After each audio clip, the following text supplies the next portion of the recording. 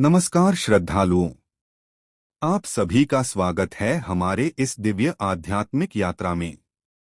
आज हम प्रवेश करने जा रहे हैं पद्म पुराण के एक अत्यंत रहस्यमय, गूढ़ और भावपूर्ण अध्याय में। कुंजल पक्षी और उसके पुत्र कपिंजल का संवाद, कामोदा की कथा तथा विहुंड दैत्य का वध। पद्म पुराण हिंदू धर्म के 18 महापुराणों में से एक है, जिसमें धर्म, भक्ति, तप, भगवान की महिमा और गूढ़ रहस्यों का अत्यंत विस्तार से वर्णन मिलता है। यह केवल कथा नहीं, बल्कि जीवन का मार्गदर्शन है। आज की इस कथा में आप देखेंगे कैलाश पर्वत की दिव्य महिमा, गंगा जी की पवित्र धारा से उत्पन्न अद्भुत रहस्य, कामोदा देवी का अलौकिक स्वरूप, स्वप्न, माया और कर्म का गूढ़ विज्ञान, तथा एक घोर दैत्य विहुंड का अहंकार और उसका अंत। यह कथा हमें सिखाती है कि पूजा केवल बाहरी साधनों से नहीं, शुद्ध भावना से होती है। दुहक से उत्पन्न वस्तु से किया गया उपासना कभी शुभ फल नहीं देती, और ईश्वर की माया से मोहित होकर किया गया कर्म विनाश का कारण बनता है। इस अध्याय में भगवान श्री विष्णु स्वयं धर्मात्मा कुंजल को एक प्राचीन और दिव्य रहस्य बताते हैं, एक ऐसी कथा जिसमें भक्ति है, माया है, क्रोध है और अंततः धर्म की विजय है। तो आइए मन को शांत करें, अपना ध्यान कथा में लगाएं और प्रवेश करें उस दिव्य संवाद में जहां से यह अद्भुत प्रसंग प्रारंभ होता है। भगवान श्री विष्णु कहते हैं, धर्मात्मा कुंजल ने अपने चौथे पुत्र कपिंजल को पुकारकर बड़ी प्रसन्नता के साथ कहा, बेटा, तुम मेरे उत्तम पुत्र हो, बोलो, आहार लाने के लिए यहाँ से किस स्थान पर जाते हो? वहां तुमने कौन सी अपूर्व बात देखी अथवा सुनी है? वह मुझे बताओ, कपिंजल ने कहा, पिताजी, मैंने जो अपूर्व बात देखी है उसे बताता हूँ, सुनिए। कैलाश सब पर्वतों में श्रेष्ठ है। उसकी कांति चंद्रमा के समान श्वेत है वह नाना प्रकार की धातुओं से व्याप्त है। भांति भांति के वृक्ष उसकी शोभा बढ़ाते हैं। गंगा जी का शुभ्र एवं पावन जल सब ओर से उस पर्वत को नहलाता रहता है। वहां से सहस्रों विख्यात नदियों का प्रादुर्भाव हुआ है। उस पर्वत शिखर पर भगवान शिव का मंदिर है, जहां कोटि कोटि शिवगण भरे रहते हैं। पिताजी, एक दिन मैं उसी कैलाश पर, जो शंकर जी का घर है, गया था। वहां मुझे एक ऐसा आश्चर्य दिखाई दिया जो पहले कभी देखने या सुनने में नहीं आया था। मैं उस अद्भुत घटना का वर्णन करता हूं, सुनिए। गिरिराज मेरु का पवित्र शिखर महान अभ्युदय से युक्त है। वहां से हिम और दूध के समान रंग वाला गंगानदी का प्रवाह बड़े वेग से पृथ्वी की ओर गिरता है। वह स्रोत कैलाश के शिखर पर पहुंचकर सब ओर फैल जाता है। उस जल से 10 योजन का लंबा चौड़ा एक भारी तालाब बन गया है, उसे गंगाहत कहते हैं। वह तालाब परम पवित्र और निर्मल जल से सुशोभित है। महामते, गंगाहत के सामने ही शिला के ऊपर एक कन्या बैठी थी, जिसके केश खुले थे। रूप के वैभव से उसकी बड़ी शोभा हो रही थी। वह कन्या दिव्य रूप और सब प्रकार के शुभ लक्षणों से संपन्न थी। उसने दिव्य आभूषण धारण कर रखे थे। उस स्थान पर वह बड़ी शोभा संपन्न दिखाई देती थी। पता नहीं वह गिरिराज हिमालय की कन्या पार्वती थी, या समुद्रकन्या लक्ष्मी, इंद्र या यमराज की पत्नी भी ऐसी सुंदरी नहीं दिखाई देती। उसके शील, सद्भाव, गुण तथा रूप जैसे दीख पड़ते थे, वैसे अन्य दिव्याडरनाओं में नहीं दृष्टिगोचर होते। शिला के ऊपर बैठी हुई वह कन्या किसी भारी दुहक से व्याकुल थी और फूट फूट कर रो रही थी, और कोई स्वजन संबंधी उसके पास नहीं थे। नेत्रों से गिरते हुए निर्मल अश्रुबिंदु मोती के दाने जैसे चमक रहे थे। वे सबके सब गडजाजी के स्नोत में हो गिरते और सुंदर कमल पुष्प के रूप में परिणत हो जाते थे। इस प्रकार अगणित सुंदर पुष्प गड़ाजी के जल में पड़े थे और पानी के खेग के साथ बह रहे थे। पिताजी, इस प्रकार मैंने यह अपूर्व बात देखी है। आप वक्ताओं में श्रेष्ठ हैं। यदि इसका कारण जानते हो तो मुझ पर कृपा करके बताएं। गडरा के मुहाने पर जो सुंदरी स्त्री रो रही थी, जिसके नेत्रों से गिरे हुए आंसू सुंदर कमल के फूल बन जाते थे, वह कौन थी? यदि मैं आपका प्रिय हूं तो मुझे यह सारा रहस्य बताइए। कुजल बोला, बेटा, बता रहा हूं, सुनो। यह देवताओं का रचा हुआ वृत्तांत है। इसमें महात्मा श्री विष्णु के चरित्र का वर्णन है, जो सब पापों का नाश करने वाला है। एक समय की बात है, राजा नहुष ने संग्राम में महापराक्रमी हुंड नामक दैत्य को मार डाला। उस दैत्य के पुत्र का नाम विहुंड था। वह भी बड़ा पराक्रमी और तपस्वी था। उसने जब सुना कि राजा नहुष ने उसके पिता का मंत्री तथा सेनासहित वध किया है, तब उसे बड़ा क्रोध हुआ और वह देवताओं का विनाश करने के लिए उद्यत होकर तपस्या करने लगा। तब से बढ़े हुए उस दुष्ट दैत्य का पुरुषार्थ संपूर्ण देवताओं को विदित था। वे जानते थे कि समरभूमि में विहुंड के वेग को सहन करना अत्यंत कठिन है। उधर विहुंड के मन में त्रिलोकी का नाश कर डालने की इच्छा हुई। उसने निश्चय किया, मैं मनुष्यों और देवताओं को मारकर पिता के वैर का बदला लूंगा। इस प्रकार अत्याचार के लिए उद्यंत हो देवताओं और ब्राह्मणों के लिए कंटकरूप उस पापी दैत्य ने उपद्रव मचाना आरंभ किया। समस्त प्रजा को पीड़ा देने लगा। उसके तेज से संतप्त होकर इंद्र आदि देवता परम तेजस्वी देवाधिदेव भगवान श्री विष्णु की शरण में गए और बोले, भगवान, विहुंड के महान भय से आप हमारी रक्षा करें। भगवान विष्णु बोले, पापी विहुंड देवताओं के लिए कंटकरूप है, मैं अवश्य उसका नाश करूंगा। देवताओं से यूं कहकर भगवान श्री विष्णु ने माया को प्रेरित किया। संपूर्ण विश्व को मोहित करने वाली महाभागा विष्णु माया ने विहुंड का वध करने के लिए रूप और लावण्य से सुशोभित तरुणी सत्री का रूप धारण किया। वह नंदनवन में आकर तपस्या करने लगी। इसी समय दैत्यराज विहुंड देवताओं का वध करने के लिए दिव्य मार्ग से चला। नंदनवन में पहुंचने पर उसकी दृष्टि तपस्विनी माया पर पड़ी। वह इस बात को नहीं जान सका कि यह मेरा ही नाश करने के लिए उत्पन्न हुई है। यह सुंदरी स्त्री कालरूपा है, यह बात उसकी समझ में नहीं आई। माया का शरीर तपाए हुए सुवर्ण के समान दमक रहा था। रूप का वैभव उसकी शोभा बढ़ा रहा था। पापात्मा विहुंड उस सुंदरी युवती को देखते ही लुभा गया और बोला, भद्रे, तुम कौन हो? कौन हो? तुम्हारे शरीर का मध्य भाग बड़ा सुंदर है, तुम मेरे चित्त को मथे डालती हो। सुमुखी, मुझे संगम प्रदान करो और कामजनित वेदना से मेरी रक्षा करो। देवेश्वरी, अपने समागम के बदले इस समय तुम जिस जिस वस्तु की इच्छा करो वह सब तुम्हें देने को तैयार हूँ। माया बोली, दानव, यदि तुम मेरा ही उपभोग करना चाहते हो तो 7 करोड़ कमल के फूलों से भगवान आड्डूर की पूजा करो। वे फूल कामोद से उत्पन्न, दिव्य, सुगंधित और देवदुर्लभ होने चाहिए। उन्हीं फूलों की सुंदर माला बनाकर मेरे कंठ में भी पहनाओ, तभी मैं तुम्हारी प्रिय भार्या बनूंगी। विहुंड ने कहा, देवी, मैं ऐसा ही करूंगा। तुम्हारा मांगा हुआ वर तुम्हें दे रहा हूं। यह कहकर दैत्यराज विहरिंड जितने भी दिव्य एवं पवित्र बन थे उनमें विचरण करने लगा। उसके चित्त पर काम का आवेश छा रहा था। बहुत खोजने पर भी उसे कामोद नामक वृक्ष कहीं नहीं दिखाई दिया।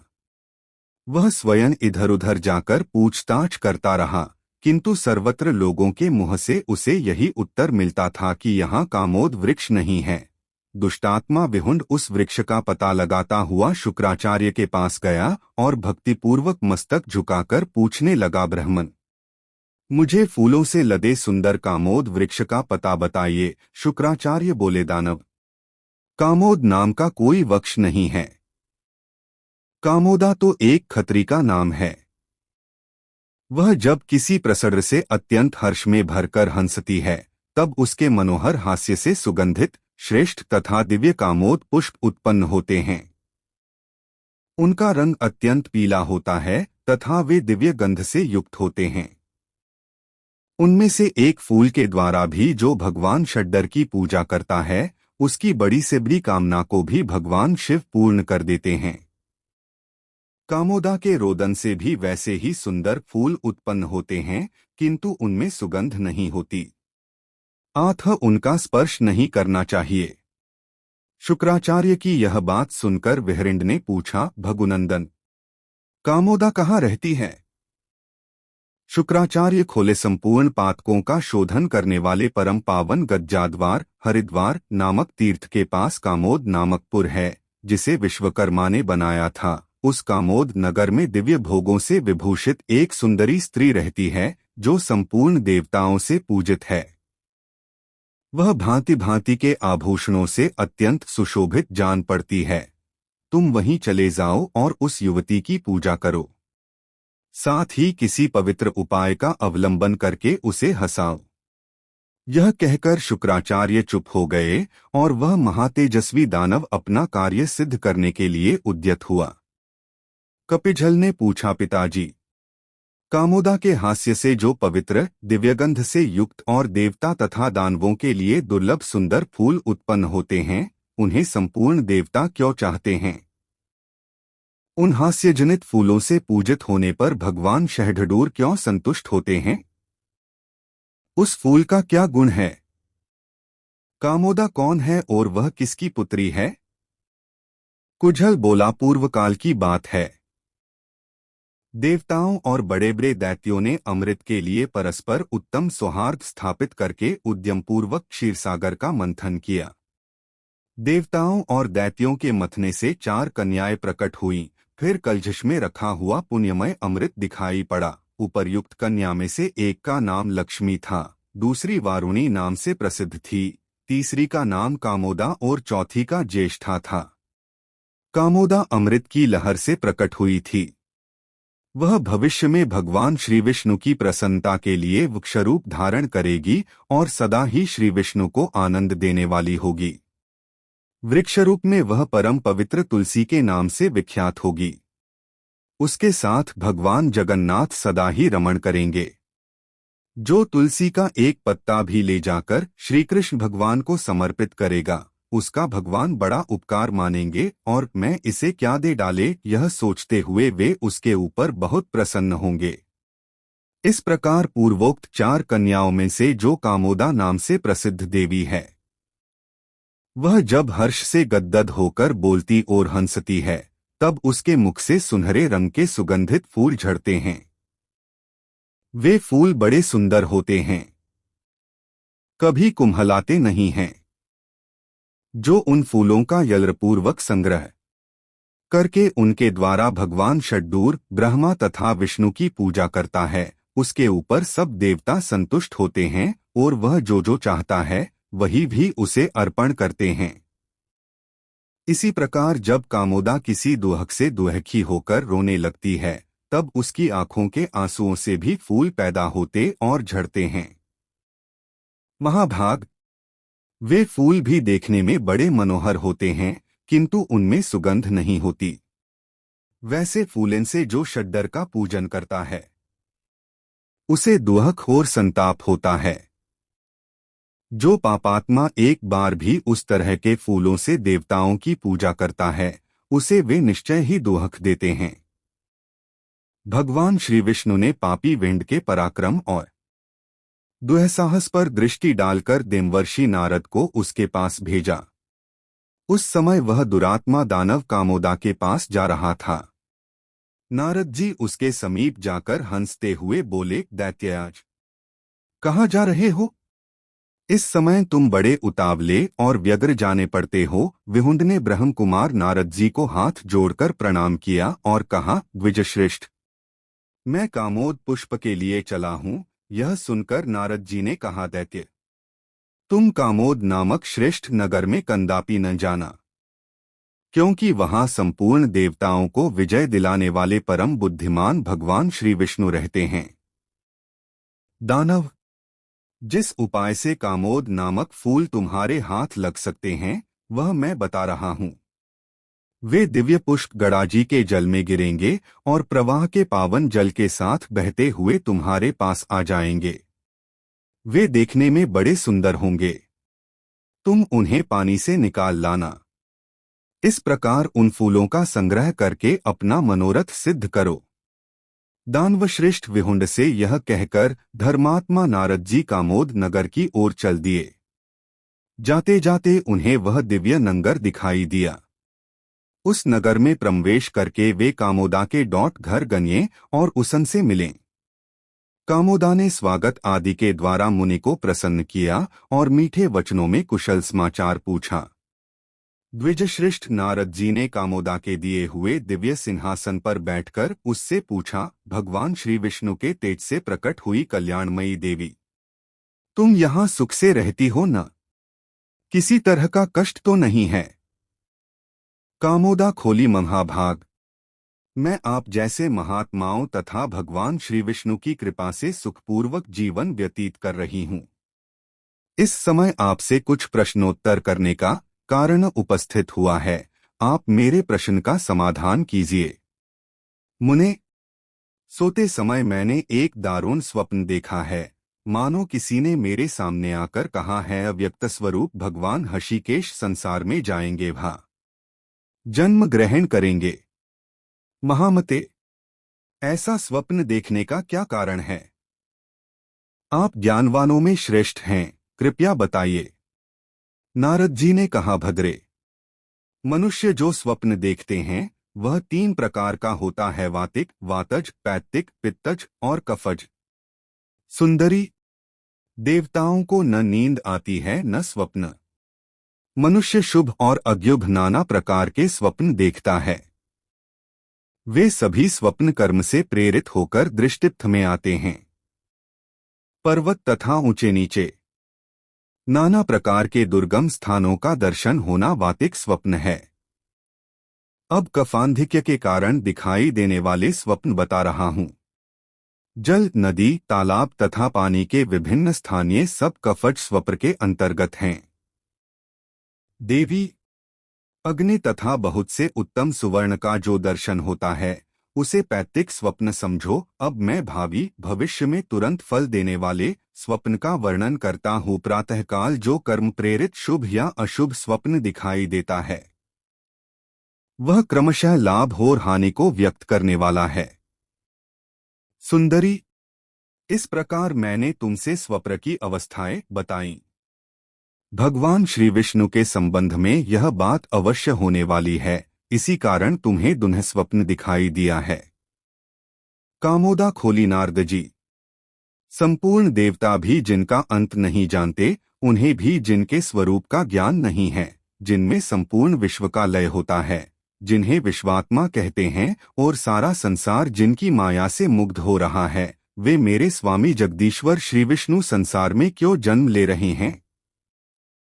नारद जी ने कहा, देवी, इसका कारण सुनो। भगु के शाप से भगवान संसार में अवतार लेने वाले हैं।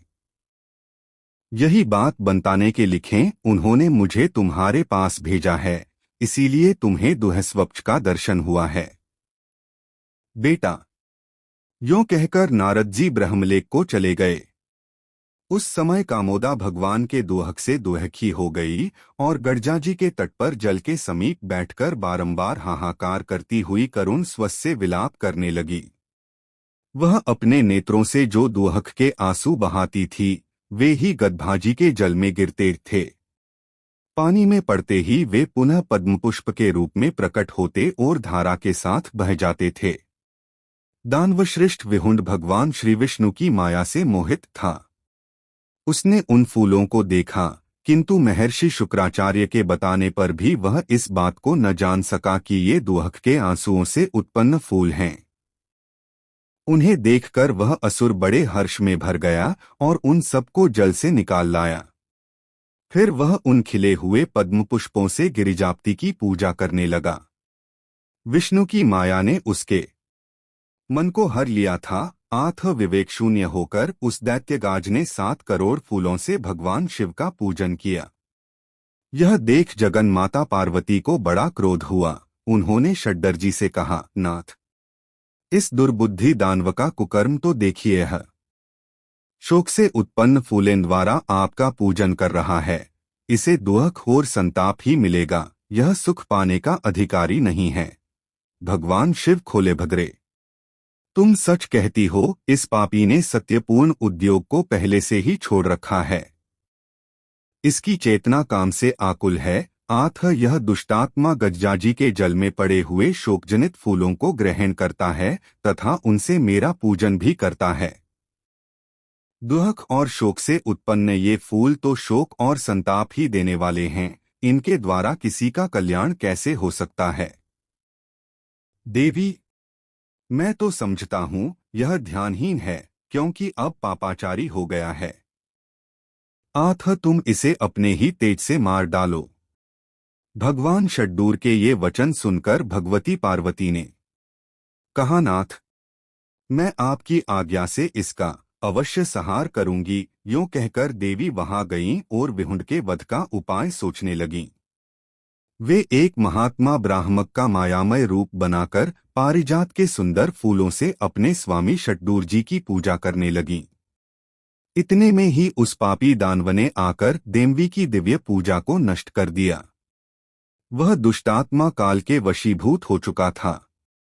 उसने पार्वती द्वारा पारिजात के फूलन से की हुई पूजा को मिटा दिया और स्वयं लोभवश शोकजनित पुष्पों से षड्डूर जी का पूजन करने लगा।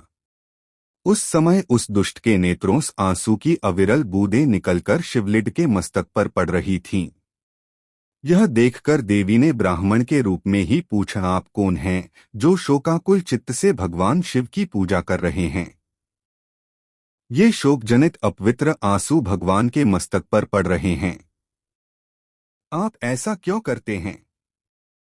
मुझे इसका कारण बताइए।